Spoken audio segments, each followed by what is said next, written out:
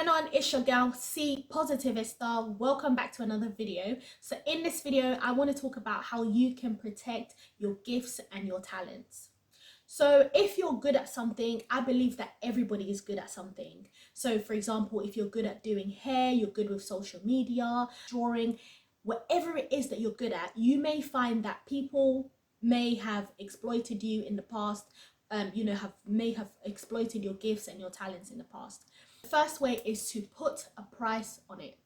Put a price on your gift, put a price on your talent. Don't just go around giving your gifts and your talents for free. You're just there for free. You're giving, Madam Giving, Mr. Giving. Don't be giving your gifts for free. If you're a barber, you may not be a barber by profession, but if you're good at cutting hair, put a price on it. Let them know that, look, either pay for my transport, or you come to me, or this is how much you will pay. Because when you're giving just giving your gifts, and you're just giving for free, it's almost like you're devaluing it. And yes, giving to charity is good. Giving to charity is good. Doing things for free is good. It can be good, but that's not what we're talking about here. That's what we're talking about is protecting yourself, protecting yourself from being exploited. It doesn't have to be a major price, but allow some form of compensation. Like, allow that person to come to your house. Let that person come to you as opposed to you going to them. So it's okay to do charity work. It's okay to do things for free. However, know when to. Know when to give for free, and know when to put a price on it and say, so say for example, if you know that this person is always coming back for something, it means that they see value. It means that they see something that you are good at. Then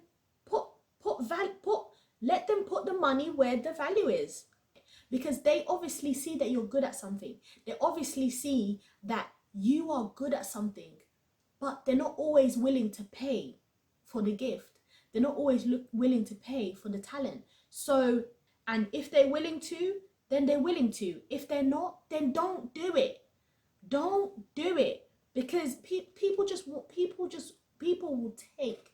As long as you're willing to give, people will take and leave you dry, high and dry.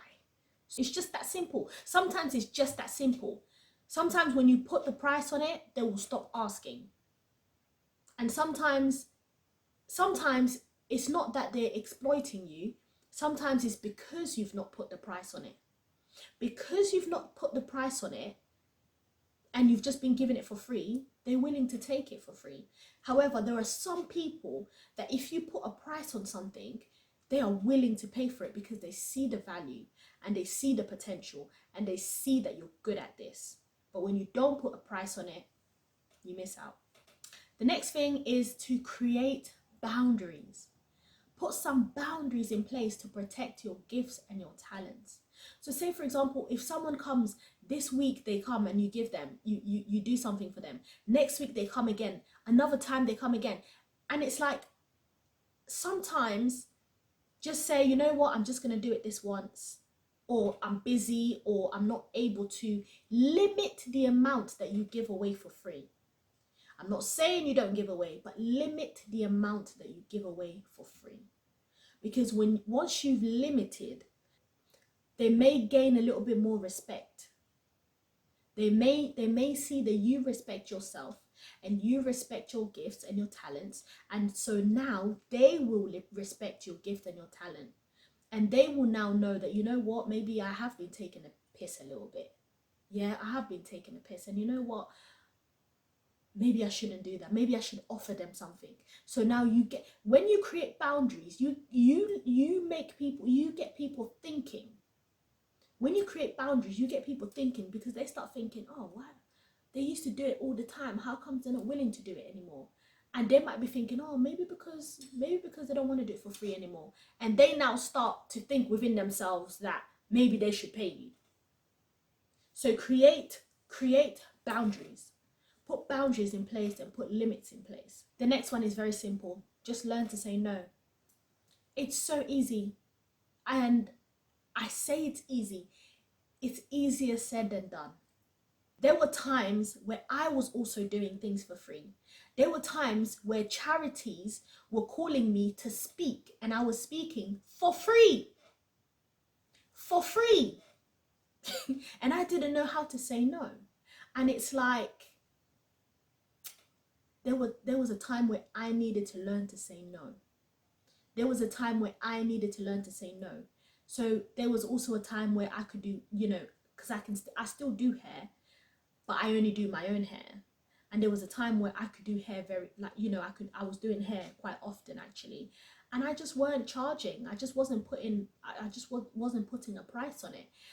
And once I did put a price, there were people coming back and there were people paying for my gift and my talent. When I learned to say no, as soon as I started to say no, people started to understand that, okay, she's serious and I shouldn't ask anymore. So if you want them to completely stop asking you to do things and you feel drained and you feel burnt out and you feel like you just don't want to give anymore, you just don't want to give for free anymore, just say no. And I know it's hard. I know it's hard. Saying no can be so hard. And the word only has 2 letters. The word only has 2 letters. No. But sometimes it's the small things that can be so difficult, right? So I'm not taking away from the fact that it's difficult. However, learn to say no. Learn. By learning, it means that you may need to get some practice. So say no to the smaller things first. Start to become a little bit more unavailable, and then start giving the hard, strong no's, or I'm not able to, or I'm not around, or I'm not available. And then they will see that, okay, yeah, this person they don't want to do it anymore. The next and final point is to go where your gifts and your talents are celebrated and are appreciated. There will be people and there will be places that you will go to. These people will celebrate your gifts and your talents, and they will appreciate it, and they will be willing to pay more than what you have put. There will be people who will just not be able to comprehend how you've been giving it for free, how you've been doing it for free. So go where you are celebrated. And sometimes where you are celebrated may be away from your family, it may be away from your friends, it may be away from your zone of comfort. However, if away from your comfort zone is where your gifts and your talents are being appreciated, then get out of your comfort zone. Get out of your comfort zone. Go where your gifts are appreciated, and go where your gifts are will be appreciated and celebrated, and people will be willing to pay and add tax on top. All right, so thank you for watching this video, and I'll see you on the next one.